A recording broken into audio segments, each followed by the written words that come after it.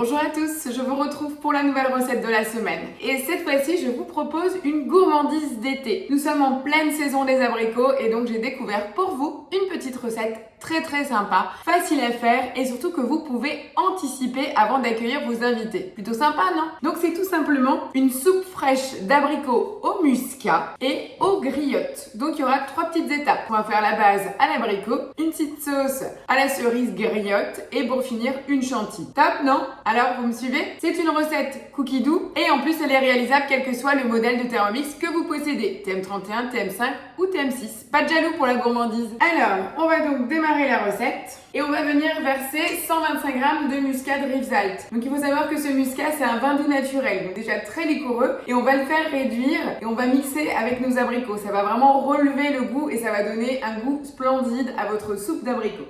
On va rajouter à ce vin doux naturel 2 cuillères à soupe de sirop d'érable et après avec la bouteille qui reste, vu que vous venez de l'entamer, vous pouvez la mettre au frais et la boire à l'apéro, ça marche très bien. Ou pourquoi pas accompagner le dessert également. On va venir positionner le couvercle avec le gobelet et on va venir réduire donc pendant 2 minutes à 50 degrés le mélange muscat de Rivesaltes et sirop d'érable. On va faire chauffer le tout et après on va venir rajouter 500 g d'abricots dénoyautés. Vous avez vu comme ils sont beaux, c'est vraiment la saison, c'est le moment de vous faire plaisir. Voilà, les 2 minutes de préparation donc du sirop, du vin avec le sirop d'érable viennent de se finir. Je vais venir maintenant rajouter mes 500 g d'abricots dénoyautés dans mon bol. Et là, on va venir mixer le tout. Donc on part pour 1 minute à la vitesse 10, vous l'avez bien compris. Fabuleux. Au niveau aromatique, là, je viens d'ouvrir le couvercle, c'est topissime. Regardez-moi cette couleur, elle est magique. On a vraiment le top. Donc cette recette est prévue pour 6 verrines. Donc après verrine ou verre parce que c'est quand même des belles quantités. J'ai utilisé comme sur la photo en fait des verres double paroi.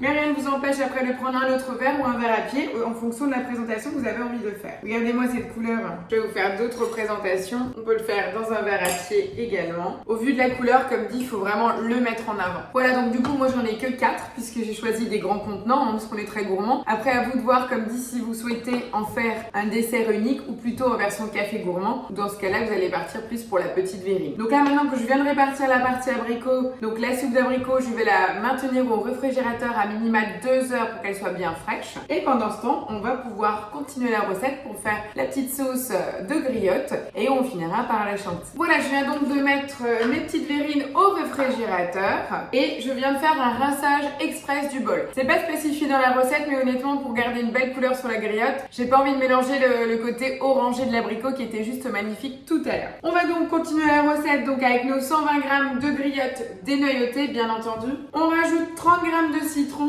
donc comme dit soit de citron frais soit le concentré, une cuillère à soupe de sucre en poudre. On va venir mettre le couvercle et le gobelet doseur et on repart pour 1 minute à la vitesse 10. Voilà, le coulis de griotte vient d'être mixé. Voilà, tout simplement, et on va également le réserver au réfrigérateur pour faire baisser le tout en température et tout à la fin on n'aura plus que le dressage à faire. Vous verrez, c'est un jeu d'enfant. On a donc déjà nos verrines, on mettra une petite touche de coulis et surtout un beau nuage de notre chantilly. Dernière étape de notre dessert et pas des moindres, la fameuse chantilly au Thermomix. Donc pour cela j'ai un bol propre et sec, donc la chance d'avoir 2 bols c'est hyper pratique. Là je redémarre avec un bol parfaitement sec et c'est hyper important pour la réussite de votre chantilly. Le mien, je ne l'ai pas mis au congélateur tout simplement parce que j'ai une crème de qualité. J'ai trouvé une nouvelle crème, c'est Président qui fait ça. Vous savez, jusqu'ici, je vous parlais toujours de la crème professionnelle à 35% de matière grasse, mais c'est 1 litre. Donc c'est vrai qu'il faut quand même pouvoir l'utiliser. Là, avec l'été, on n'utilise pas forcément autant de crème. Là, j'ai trouvé un format classique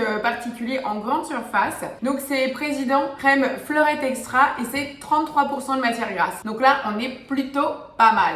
Donc bol sec et propre dans lequel je vais venir intégrer mon fouet. Donc pensez bien à le clipper dessus et faire un quart de tour. On vient verser 100 g de crème fraîche. On nous demande une cuillère bombée de sucre vanillé. Moi je vais mettre mon extrait de vanille liquide et je vais saupoudrer une petite cuillère de sucre. Je suis pas trop sucrée, j'aimerais vraiment garder le côté aromatique de l'abricot. 10 g au maximum, mais parce que ça c'est mon goût personnel. Et on va donc venir remettre le couvercle avec le gobelet doseur et on part cette fois-ci pour 2 minutes à la vitesse 4. Vitesse 4, vitesse maximum pour l'utilisation du fouet, je vous le rappelle. Alors là, juste pour vous montrer, regardez, ma chantilly est prise. Ça fait une toute petite quantité. On n'a que 100 g de crème fraîche. Donc c'est pourquoi les 2 minutes, quand vous les lancez, restez toujours très près. Écoutez bien toujours le bruit que votre Thermomix fait, puisque quand la crème est en train de prendre, le bruit change. Et c'est hyper important parce que la prise est plus ou moins rapide en fonction de la qualité de votre crème. Donc là, moi, il me reste 1 minute 14 au compteur en partant de 2 minutes. Vous voyez? Donc là, elle est prise.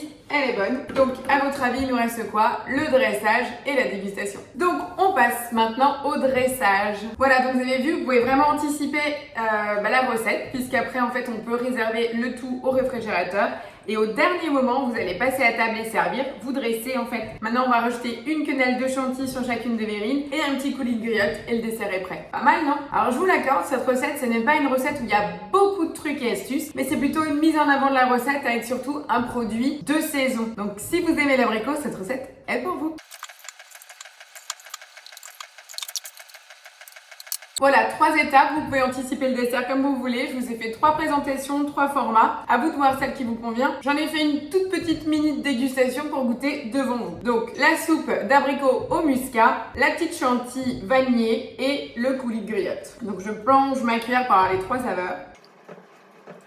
Alors c'est vraiment top. Mes abricots étaient hyper mûrs. On a un côté savoureux. On a la petite acidité de la griotte, la douceur de la crème chantilly. Un régal bien frais sur la terrasse. Moi je vous dis, vive les vacances. Trêve de gourmandise. Je vous remercie d'être fidèles au rendez-vous. Je vous donne un nouveau rendez-vous la semaine prochaine. Et je vous dis, passez à tous une belle semaine. Profitez de ce magnifique soleil. Ressourcez-vous. À très vite. Ciao ciao.